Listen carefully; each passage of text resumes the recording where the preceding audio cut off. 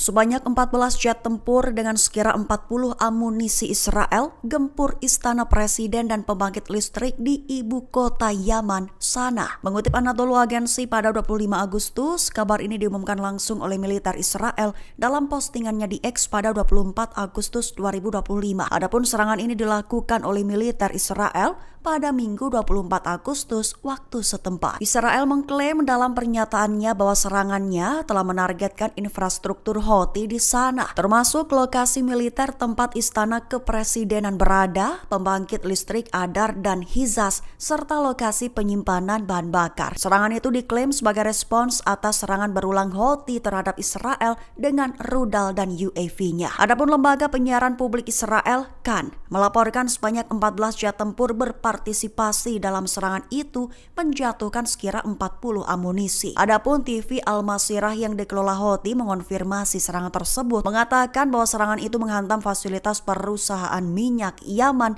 di jalan 60 meter dan pembangkit listrik pusat Hasis di distrik Sanhan, selatan sana. Penyakit mematikan dilaporkan menyebar cepat di jalur Gaza tepat seusai Israel mengebom saluran air. Warga sipil di sana dikabarkan mengalami kelemahan otot tiba-tiba hingga kelumpuhan akut. Mengutip KBRI pada 25 Agustus, hal ini dilaporkan oleh sumber utama surat kabar Inggris The Independent sejak Sabtu 23 Agustus 2025. Perlu diketahui sebelumnya Israel telah melakukan pengeboman yang menargetkan jaringan pipa air di Gaza. Disebut telah menyebabkan polusi besar-besaran dan menyebabkan penyebaran virus berbahaya di antara penduduk yang juga sudah mengalami kelaparan. Adapun surat kabar itu menyebut bahwa serangan Israel tersebut menyebabkan munculnya penyakit mematikan yang disebut kelumpuhan lembek akut, di mana kelumpuhan flaksit akut yang belum pernah terjadi sebelumnya, suatu kondisi yang menyebabkan kelemahan otot dan kelumpuhan secara cepat. Laporkan juga bahwa sejauh ini 110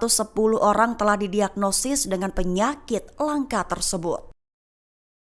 Hamas mengumumkan kabar terbaru dan sentil Perdana Menteri Israel Benjamin Netanyahu menekankan bahwa Netanyahu memikul tanggung jawab penuh atas nasib mereka yang masih dalam tahanan di Gaza. Mengutip KBRI pada 25 Agustus, kabar itu diumumkan oleh Hamas dalam pernyataan resminya pada Minggu 24 Agustus 2025. Lebih tepatnya, Hamas mengindikasikan bahwa pihaknya telah menyetujui kesepakatan parsial, juga menyatakan kesiapannya untuk kesepakatan komprehensif, tetapi Netanyahu disebutnya menolak semua solusi. Hamas menekankan bahwa perjanjian gencatan senjata adalah satu-satunya cara untuk memulangkan para tahanan. Sehingga dengan begitu, Hamas mengklaim bahwa Netanyahu sengaja memikul tanggung jawab penuh atas nasib mereka yang masih dalam tahanan di Gaza. Ditambahkan juga bahwa pengakuan Israel dan Amerika menegaskan bahwa Netanyahu adalah pengganggu nyata dari kesepakatan pertukaran dan gencatan senjata. Mengingat mantan juru bicara Departemen Luar Negeri Amerika Serikat Matthew Miller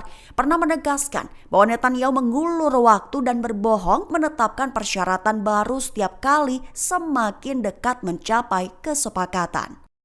Hamas disebut unggul dalam hal taktik bawah tanah. Pejabat militer Israel mengakui tak tahu pasti jumlah pejuang Hamas hingga menyebut terowongan mereka lebih rumit dari yang dibayangkan. Mengutip KBRI pada 25 Agustus, hal ini diungkap oleh seorang pejabat militer Israel dengan tanpa disebutkan namanya pada Minggu 24 Agustus 2025. Lebih tepatnya, sumber utama itu menyoroti kesulitan yang dihadapi tentara Israel di Gaza, khususnya dalam mencapai tujuan dan memulai tahap awal serangannya terhadap kota Gaza. Lebih dari itu, pejabat tersebut mengakui bahwa pihaknya tak mengetahui jumlah sebenarnya pasukan Hamas yang ada di kota Gaza. Jaringan terowongan Hamas juga diklaimnya lebih rumit dari yang mereka duga. Pihaknya pun melontarkan peringatan kepada pemerintahan Benjamin Netanyahu, di mana menghancurkan kota Gaza dari atas dan di bawah tanah seperti yang terjadi di Beit Hanon, Gaza Utara akan membutuhkan waktu lebih dari 1 tahun.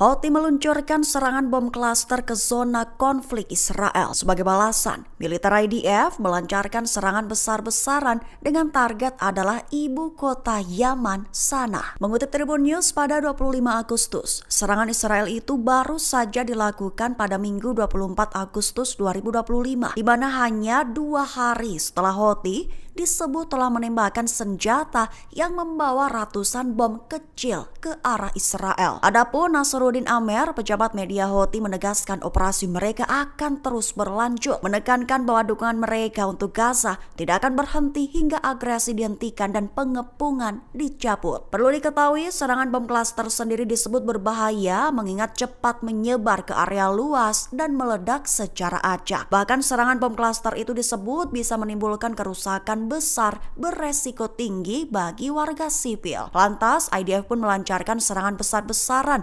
menargetkan yang disebutnya infrastruktur Houthi di sana. Kementerian Kesehatan yang dikelola Houthi menyebut 6 orang tewas dan 86 lainnya terluka imbas serangan Israel tersebut.